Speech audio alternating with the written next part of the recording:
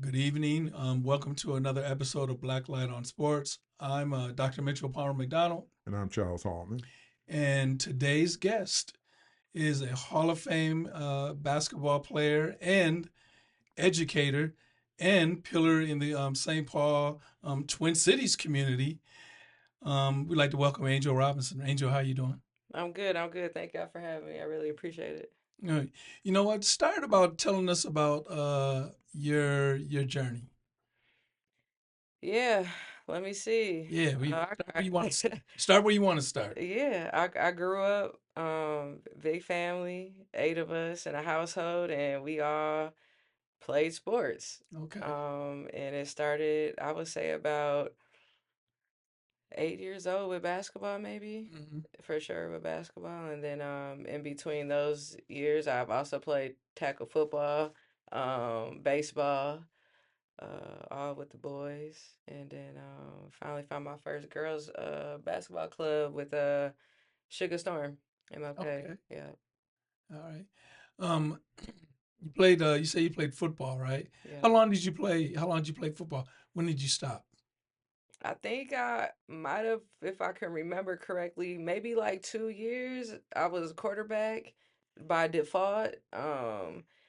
You didn't want to Dad be quarterback. No, I just wanted to play football, but my dad didn't really want me to play football. And then if I remember correctly, Mm-hmm. it was so long ago that his quarterback, I think, was nervous. And I don't know if I begged him, but then he might have looked over and was like, "You want to play?" And I suited up right then and there. And I remember my first football game because it was over at Conway Rec Center.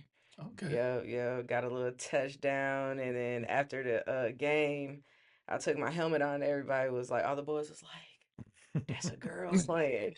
Got scored on by a girl, so I would never forget that moment. Actually, I just don't really remember how it came about like that. And I played for a couple of years, I believe, and then at that point, I was either about to be in the eighth grade or something. Boys probably got bigger, and then Mm-hmm. dad didn't really want me to get hit like that anymore. So, Okay. but I played up until teenage years for sure. So where'd you play? You got to eighth grade and you kind of started concentrating on basketball.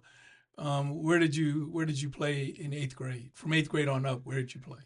Basketball? Mm-hmm. Um, yep. So I started my high school career as an eighth grader Mm-hmm. playing for Johnson High Okay. School. So I was there from eighth grade to 10th grade. Mm-hmm. And then I transferred junior year over to St.PaulCentral, where history was made. Now, how was history made? At the time, 2007, my senior year, the Central girls basketball team went 32-0. We had the best state record boys and girls basketball, high school basketball at the time. And yeah, from there it was like it was a movement. We got our own day um from the city Mm-hmm. in April. There was a lot of accolades around that girls central basketball team, and yeah, 32-0, and we was dominating, big time. Yeah. No, Angel, I've always used you as a reference point in my articles over the years that so many players like you left the state. If y'all have played at Minnesota, Minnesota would have been a perennial contender, not just get to Final Four once in a blue moon. Yeah. Uh, you went to Marquette. I always wanted to ask you this question. Why did Minnesota ever talk to you? And was Minnesota ever in your plans to even think about going there to play? I think as an athlete, if you're living in a state where you have a D1 university, I think it's always kind of like that'll be so dope, Mm-hmm. to play in your home state in front of your family, in front of your friends, that that help get you to where you are, right? When it came to about Minnesota, they did recruit me late. They wanted um a couple of more of my other teammates more than me. I don't know why that was. I don't know if it was because they just didn't need a point guard or, 1-2 guard. I have no idea. But they definitely came on a little late when I was looking. I did still take an official visit Mm-hmm. because it's something that I wanted to do. And I was like, why not? Mm-hmm. Official visits are fun, and then, my parents got to experience some pretty dope things while doing that as well with me. And I really took that official visit for my parents so they could be put up, Mm-hmm. nice restaurants and stuff like that, Yeah, I know your dad like that. yeah, so the hotels, it was dope, but they came along late, and um I kind of felt like it was a little disrespectful to me, actually. Okay. Yeah. So why Marquette? Marquette, I always been um I've always been the type of person, like, or like around teams that were very like family oriented, like as Mm-hmm. values, morals, like everything, you know. Of course, there was so many more universities that I could have chose from, from north, south, east, west, everywhere in the country, and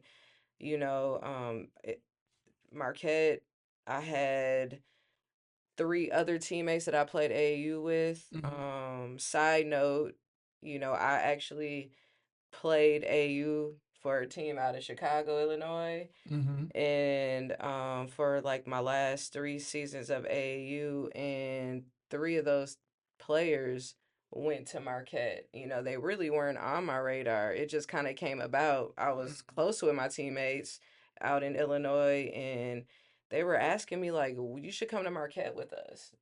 And so then that's where a lot of the interest started coming, and all the coaches just like, we love you, like they really wanted me. They believed in me so much, when I didn't really believe in myself as a basketball player, believe it or not. I was having a lot of little insecurities around that time, and you know um Marquette just, man, they believed in me. They did anything in their power to get me at that school. We had to Mm-hmm. go through the clearinghouse and all of those things. I'm not sure if that's a thing now with these kids going through to college, but it was kind of like, there were steps to become a Division I athlete back then, Mm-hmm. and Marquette was just always on top of things. And again, when it just became about the community and how Marquette, how they are towards their student athletes, it Mm-hmm. was like a no-brainer. It wasn't far from home. My family can come and see me play. That was really important for me, and I'm a semi-germaphobe. And the biggest thing that sold me to go to Marquette was I didn't have to stay in dorms for 4 years. We just had to live with another teammate for 4 years. So I was like, I don't gotta share showers. Not saying there's nothing wrong with going through that part of college experience, but that was really like a big thing for me. I was like blown away, like how Mm-hmm. they really take care of their student athletes, and it was a big family. They care about their athletes even after school, and it's very, very visible. Mm-hmm. They Marquette is just, I'm grateful, thankful for that opportunity for sure.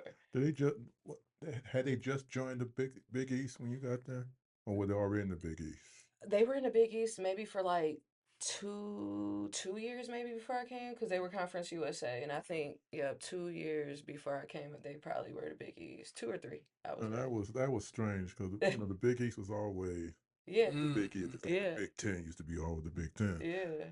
But what was it like playing in the Big East for The you? best, the best. I played against the best athletes in the country. That Big East run when I was there was, I mean, we had the most teams in the NCAA tournament every year. We had 8 teams, coming from our conference, and so that right there just speaks volumes. On the men's side and the women's side. How many times did you go to the tournament? I only went once. Oh, I really? went once my senior year. That was a huge Okay. goal, and my freshman year we won the NIT. championship against Michigan State, which was pretty fun. Now, Yeah. did you when you coming from Central, Mhm. you're getting every accolade that there can be, Mhm. and you go to Marquette, or you go to a Division I team where everybody's probably got the same accolades that you have, Mhm. and you're playing against people that have the same accolades. Yeah. Was there a period of adjustment? Was there a moment where it was like, okay, like everybody's good, or you know what I mean? Did you have that aha moment, or did you just come in and just I'm just playing? Nah, I think when it came to actually going with my team, Mm-hmm. I came in very humble. I respected my teammates, Mm-hmm. and but I also came in with the mentality like I already knew going in. I had the right people around me to tell me, like, but I always knew, like, hey, you might be Marquette's highest recruit ever, but you still got to earn your spot. Mhm. And I understood that. Mm-hmm. And at the end of the day, like, I've always had work ethic, so I always was just, on my A game 24/7. And I understood, like, you can't take any days off, you know. And it was a lot of help with my coaches too, just like really understanding the caliber of player that I was, and I just listened. But I definitely had a wow moment. I know we were playing against Rutgers my freshman year. And I don't remember how many games into the season we were, but my dad and them, they were sitting courtside. And I remember at the jump ball, like, who was on this court? I feel like Kia Vaughn was on the court, Mm-hmm. Epiphany Prince, Mm-hmm. Essence Carson. Man, their team was loaded. And they were just, you could tell they've been in college, already. So I must have looked at my dad like, yeah, I gotta get a waiver. And so that definitely was like a wow moment for me. Like, yeah, I ain't in the little that, leagues that was right anymore. at the, that was right at the jump ball when you guys are about to go. Yes, you know what I'm saying. Because you can't really size nobody up like that when you're warming up. I'm like Mhm. super tunnel vision when I'm on a court. It's like I don't hear nothing. I hear the ref, my coaches in the basketball. Mhm. I'm super tunnel vision. So in warm ups, I ain't paying attention to what my opponents are doing. And yeah, I got to that jump ball. I'm in that little circle. I was like, yeah. And it was fun. That was a good game. Good game. So like, those are just moments you just live for as a basketball player. Now, after college, you played pro for a while, didn't you? Yes. Okay. How was that experience for you? It was great. It was really, really great. It's definitely a grind. Never knew that I would have been all over around the world like I was, with just playing basketball, you know. But I enjoyed everything about it. My whole adult life pretty much I has been in a different part of the world. So coming back home has been a huge, huge adjustment to American lifestyle. I tell people all the time, I know it sounds wild that I say that, but I'm like, it's the difference when you like grow up here as a kid. You don't really have too many responsibilities. You're just a Mhm. kid.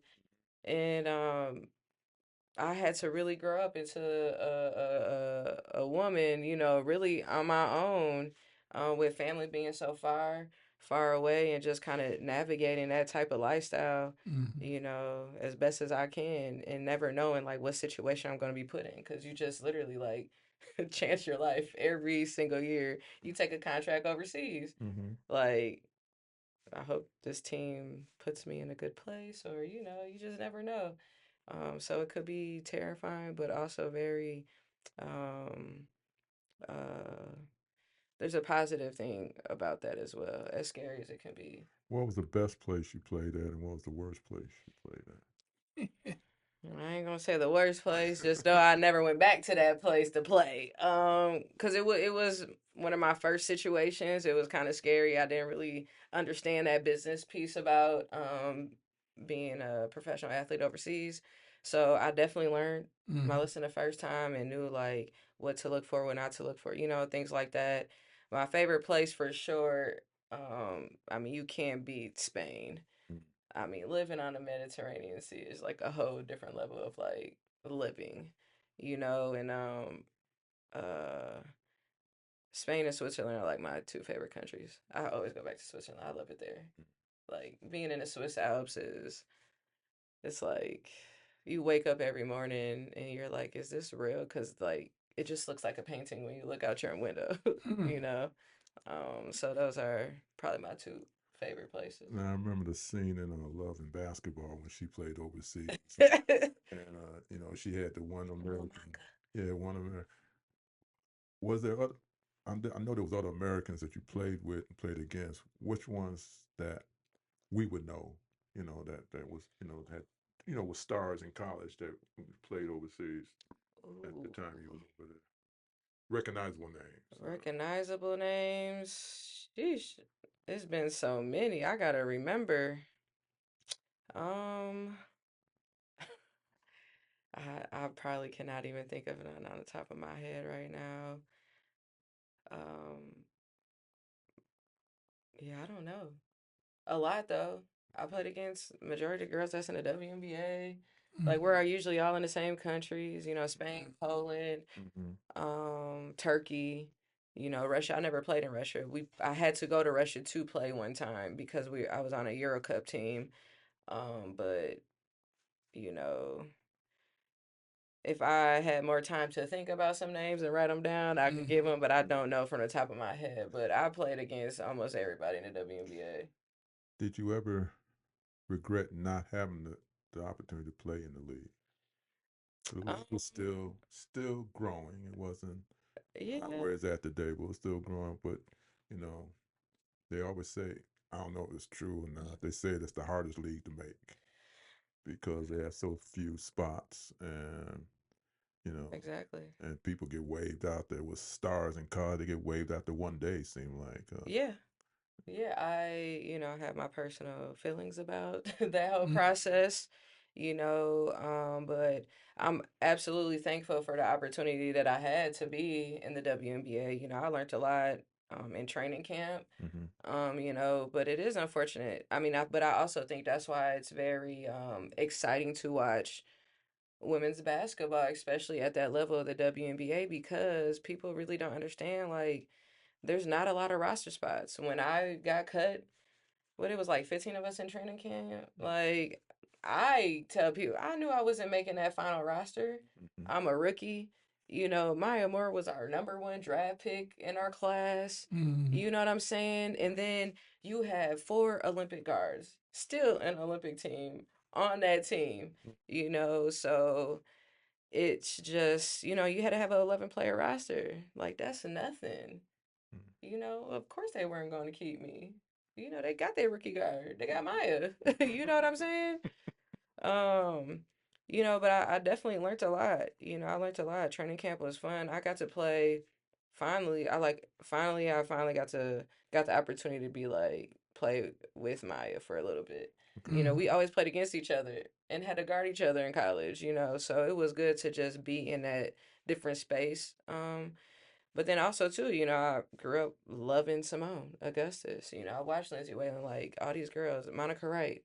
We was in college at the same time. Um, so like I remember when she had broke the Don Staley's scoring record in NCAA for women. It's like, it was so to be next to her, like all these other All Americans. I mean, that experience was unmatched, so I'm just grateful for the opportunity I had to come back home.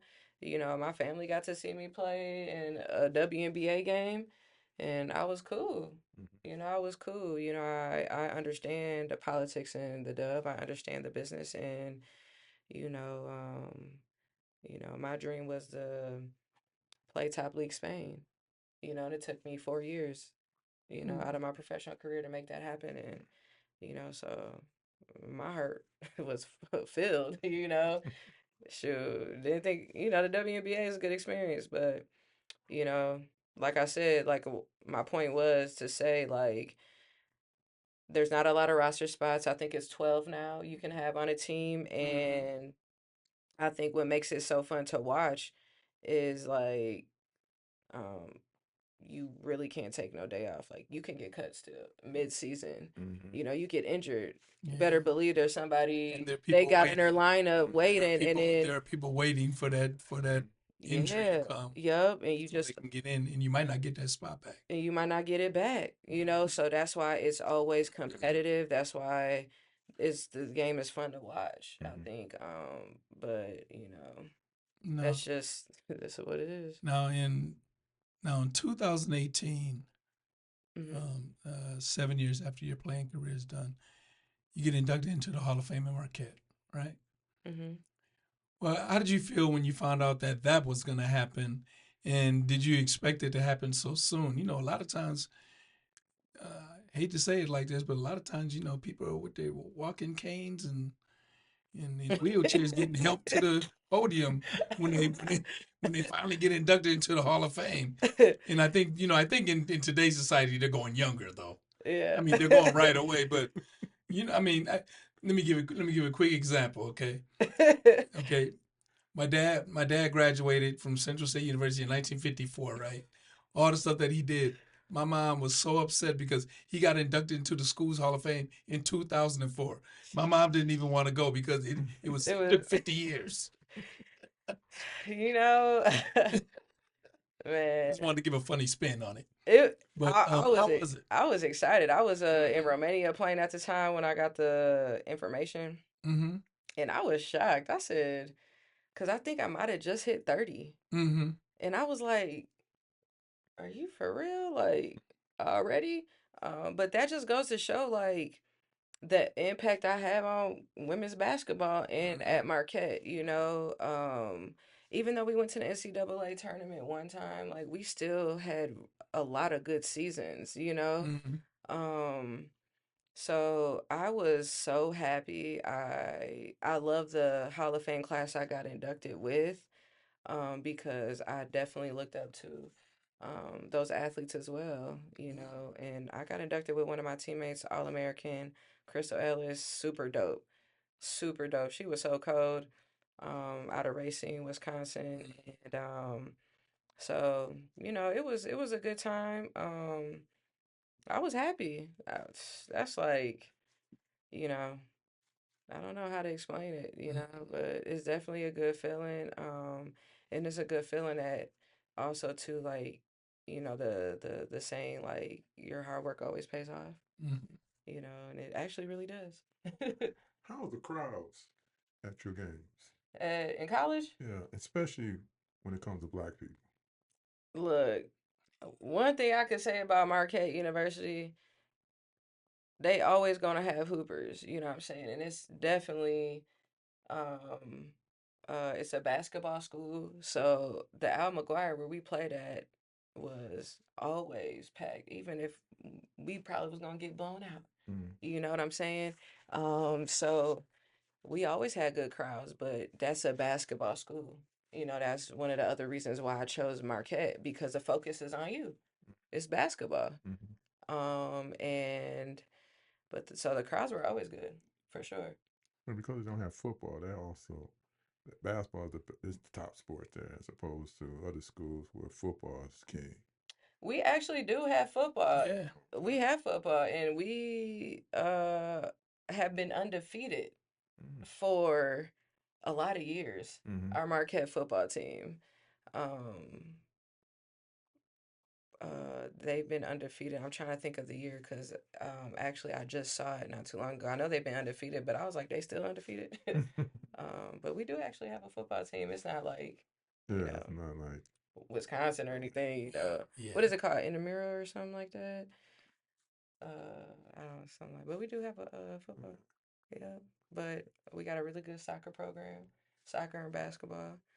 Um, we got some good sports, but it's a basketball school for sure. So you going How often do you make it back there?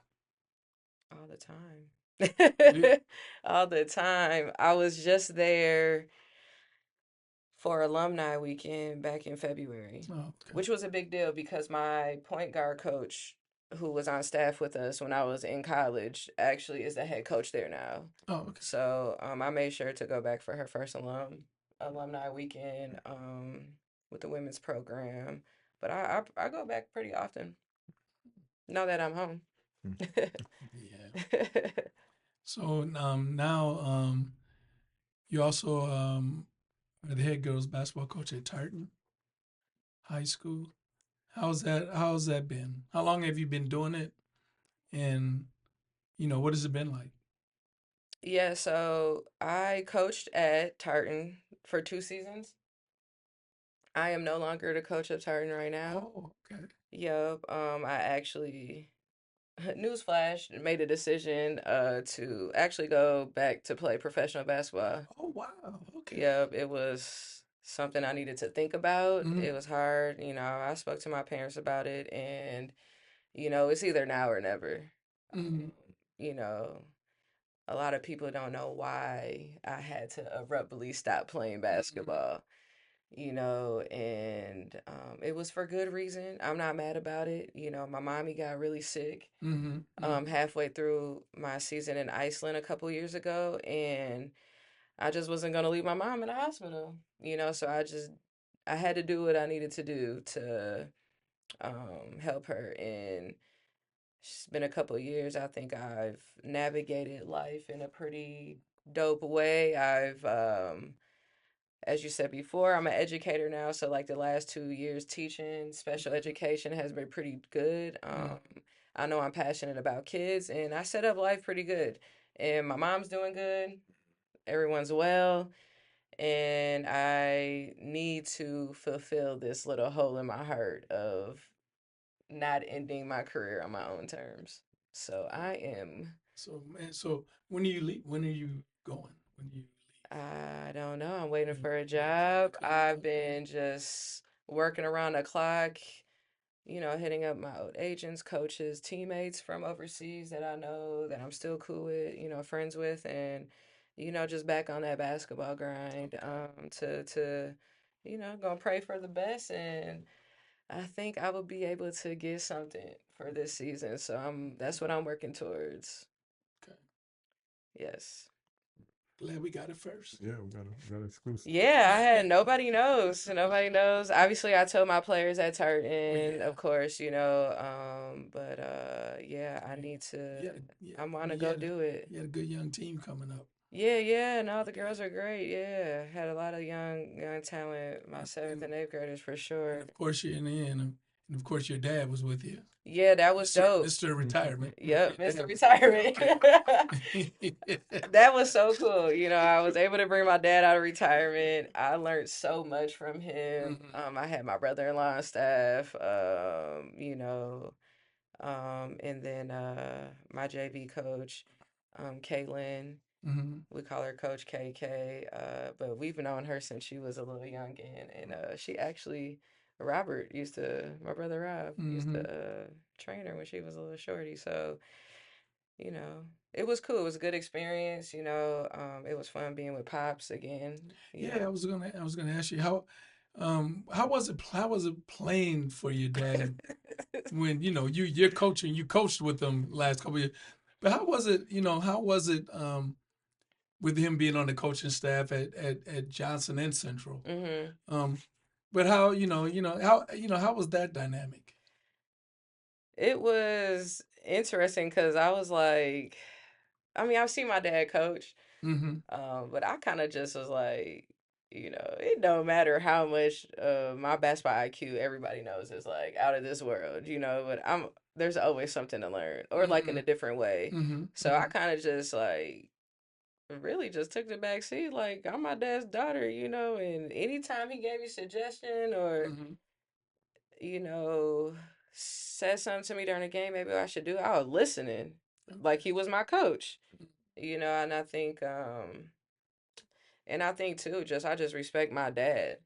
I mean, he's has 2 state championships, so he coached girls high school basketball for a long time, so it was just kind of like just giving him that respect. Like we're not um uh father and daughter on the court, it Mm-hmm. was we really had like that kind of like business relationship. It was Mm-hmm. kind of cool though, He's still the same though. I let the girls know like they love my dad. They loved him. Loved him.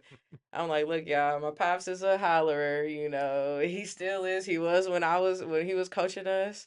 I'm not that. I'm super chill, Mm-hmm. you know, but I would get on your helmet if I need to, but not in like a mean way. It's just like, come on, what are y'all doing? You know, to push them a little bit.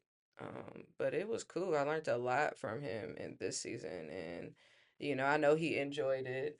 So it does hurt my heart a little bit that you know that's what the hard decision was to go back to the school to coach them, or should I just, you know? But I gotta do what's best for me, Mm-hmm. so that Of course you do. I'll What be did happy. the players knew No, about you? no, they absolutely don't.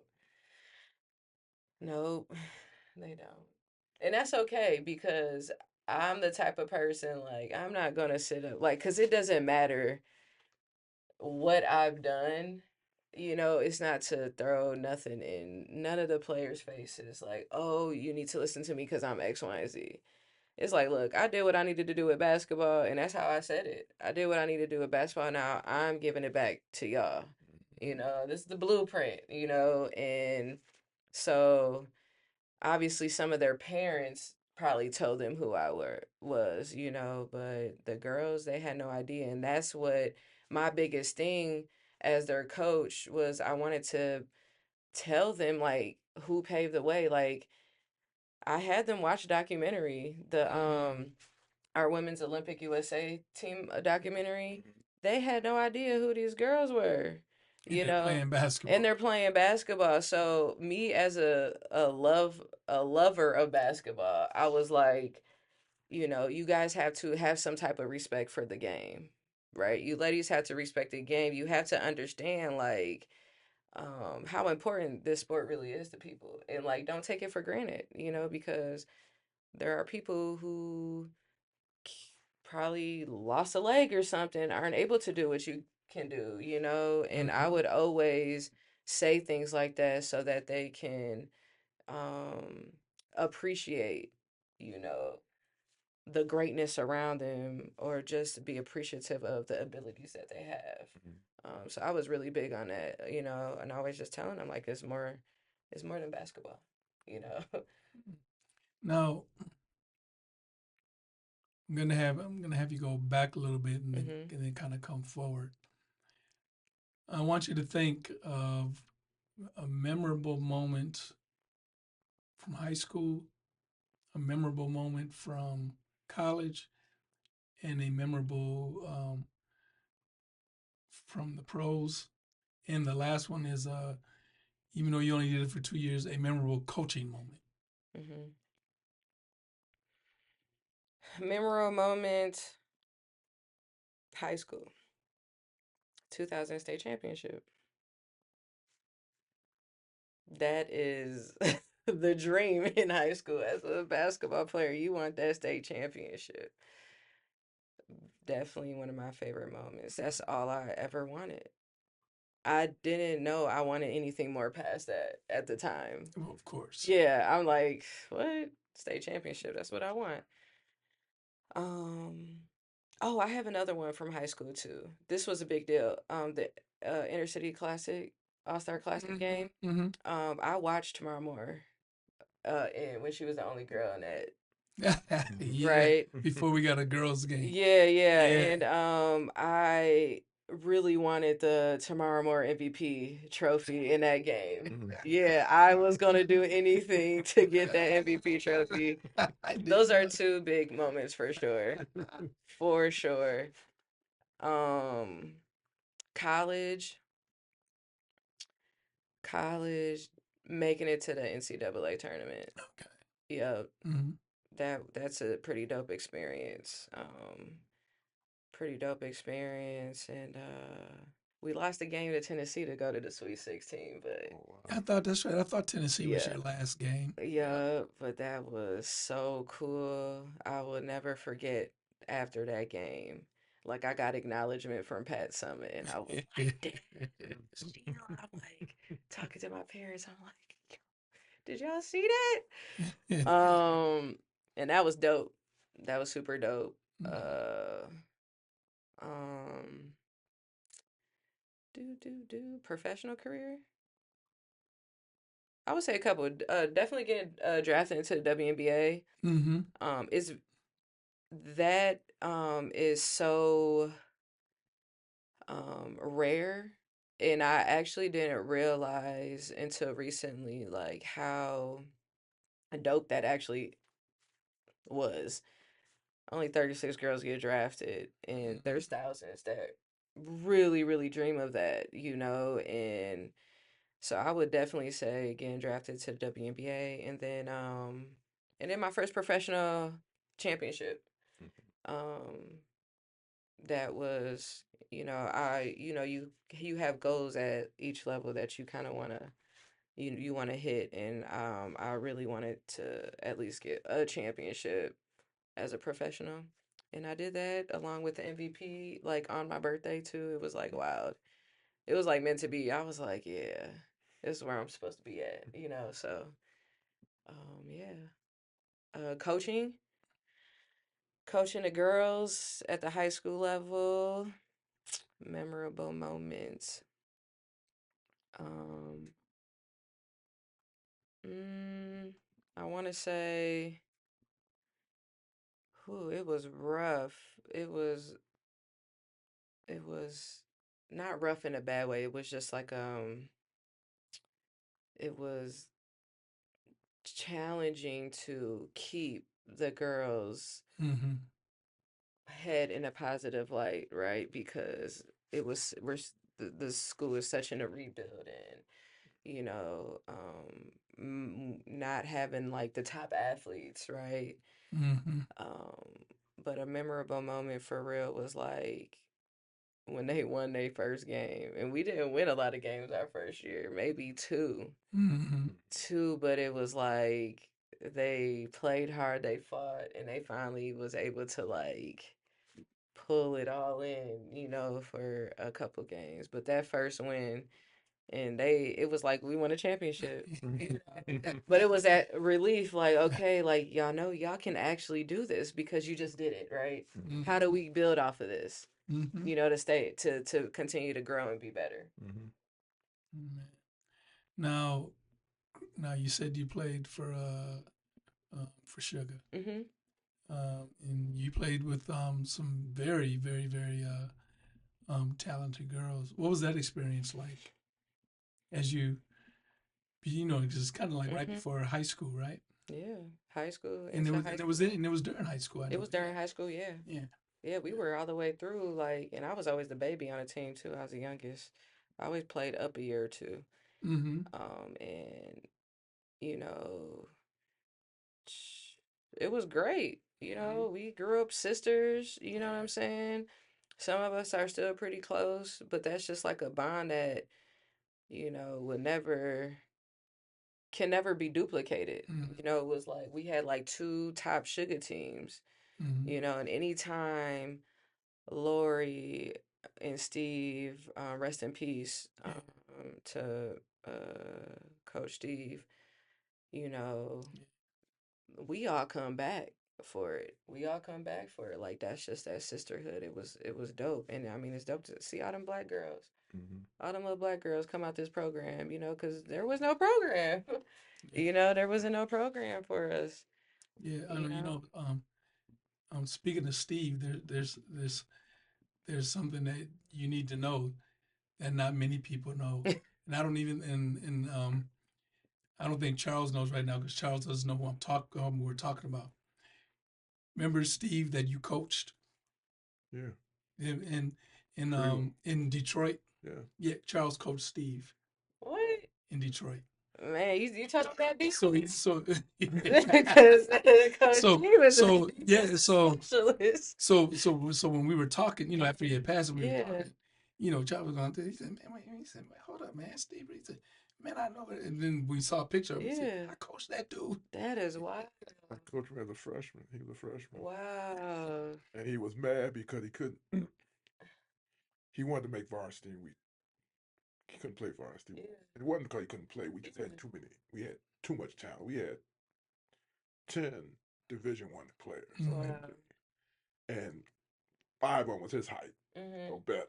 So there was no rule for him. So he was still. Mhm. Cause we didn't cut him to like the last Mhm. possible time.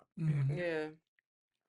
But I did not know he was living here. I didn't know, Wow. and Yeah. I had Yeah, not he seen was. him since that Yep. first year. Wow. So when he told me, I said Prelo. I said, and I kept thinking, I said Prelo. I can't be, Yeah. you know. So I'm very sad because I don't know if he knew I lived there. Mm. Wow. And I think, it would have been nice to Mm. touch base with him. Yeah. Yeah. Yeah, that was definitely heartbreaking. Yeah. It I was think just. last year. Last year was it last Yeah, year? I Or the year think it before? I was. think it was last year. Yeah, it was interesting because I kept saying his name and he kept on. Yeah. I'm like, why are you frowning, man? And then he was like, I man, I think I know him. Yeah. And then I just want to make sure you knew that. That's wild. Yeah, That's it's just it really such is. a small world. But that basketball world is small. Like sports Yeah, world, once you're in that space, like it really is small. yeah. No, it really is. I'm trying to. There was one more thing I wanted to ask. Oh, as you kind of transition back into the professional ranks, um, are there any lessons that you take from the last couple years? Just you know, learning how to become an educator, Hmm. coaching girls. Is there anything that you learned that you'll probably take with you that will probably help kind of ground you in your journey? Yeah. Actually, I was telling a few people that I'm close with this, like, especially when it just pertains to basketball. Mm-hmm. You know, I've always been such a student of the game that actually coaching, it was wild how I could see angles differently. Like in the middle of the game, I can adjust so quick, and Mm-hmm. I never actually saw the game from that view before. I've always been head on the court, so I visualize things different, but I feel like I'm gonna be an even better player because I got smarter from just watching the game from a different side of the view, and Okay. creating angles is actually exciting. I'm actually excited about getting back to play. I'm like, I'm gonna be way colder than I probably was Mm-hmm. because just the more knowledge that I gained being a coach, and having to teach from a different angle, you know. I feel like the type of coach I was still player coach because I've just always been that. Mm-hmm. And I've always had that relationship being the point guard with whatever coach on any level that I played at, which I think always made me such a great player because I just was smart. Um, and that's helped me in the classroom as well. I know teaching special education is a little different because you have to work with kids with different disabilities. Mm-hmm. This year has been a little more chiller for me, but it's just like the understanding of learning how to communicate better because they Mm-hmm. learn differently. Um, and I think all of that is going to I think I'm gonna have a blast whenever I get a job again overseas playing this next year or two. Okay. I ain't saying I'm about to go play for another 4 or 5 years. Mm-hmm. What I'm saying is I'm just healthy. I'm still really, really great, and there's no reason for me not to be playing. Okay. And I see a lot of my homies that we're all the same age, and they're still killing it. Like still the top players, we holding it down. In our 30s. So yeah, I'm just taking all of that with me, and I think it's gonna be fun. It's a little scary Mm-hmm. because I've been out of it for a couple of years, but I mean that's just I'll get over that. Are you also concerned about way things are now, oh, internationally, because things are just politically things are going crazy all over the place? Are you concerned in that way as you make your decision to go back overseas? I'm not concerned. I know my family might be. From experience, I actually honestly feel safer when I'm over there. I'm always worried about my family here because I'm like, it'd be too much going on here, and it's something that I never was a part of, honestly, because I spent most of my adult life in a different part of the world for 11 years or so. So I have different experiences. I Mm-hmm. think I also think differently as well, from those experiences in different cultures and being more cultured than others. Um, um, but no, I'm not worried. And if something don't seem right, I've been in that game for a long time. Like, if it makes sense, it makes sense. If not, it is what it is. And I'll be okay with that. I just want to be ready for when that opportunity does come. I'm prepared for it. And do you see yourself going back and coaching someday down the road? Yeah, I think so. I think that if I'm going to stay at the high school level, I think I do need to coach boys basketball. I think that I think a lot of it has to do with my love and passion, and I think at least at boys high school they have a little more love and passion for it, where I'll be able to like have a better experience and really like give the game. Mm-hmm.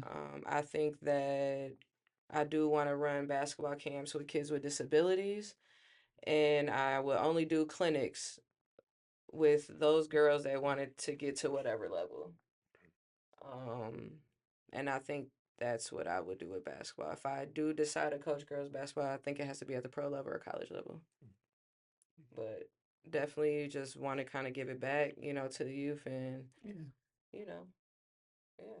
Any one of my alma maters, you know what I'm saying? That's a dream. That's anybody's dream. Go back to any one of your alma maters. But, I think I trust God's timing, and timing's everything. And I feel like I made the right decision right now, you know.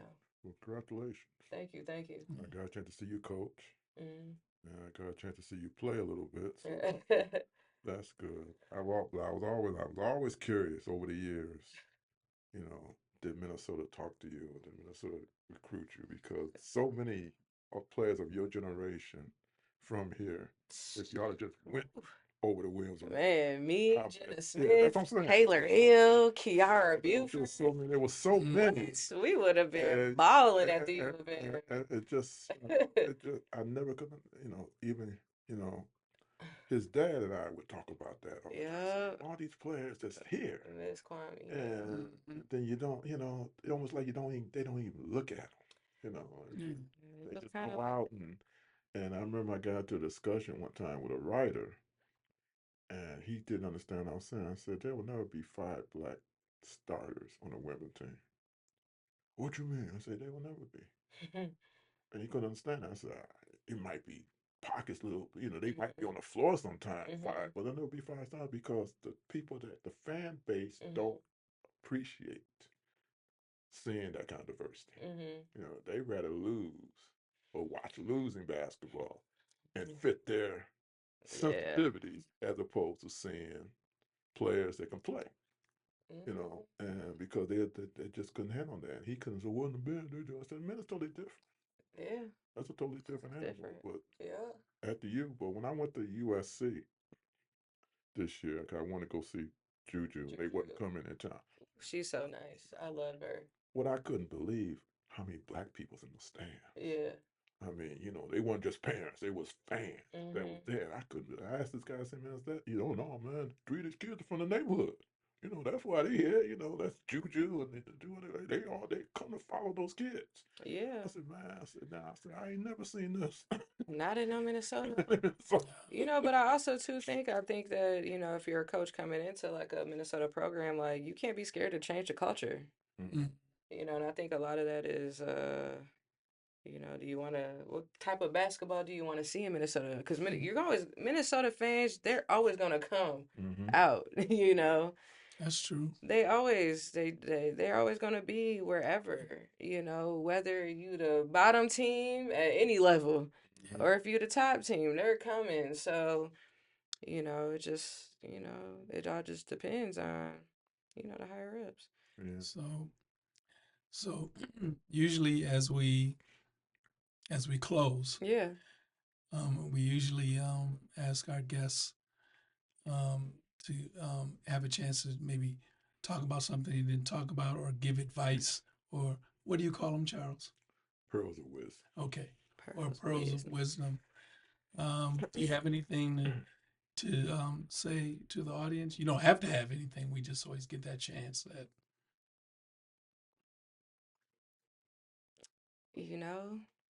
I don't really have no pearls of wisdom, Charles. I just, I always lead with love.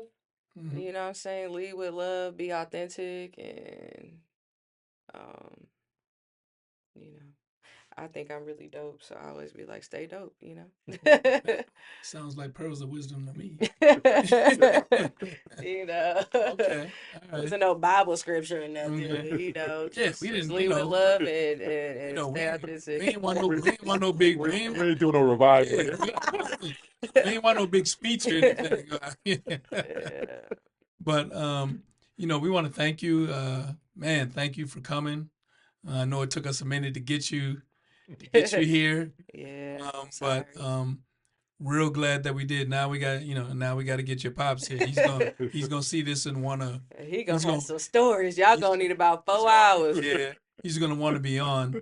But we really want to thank you, Yeah. Angel, for coming. That's our episode for this week.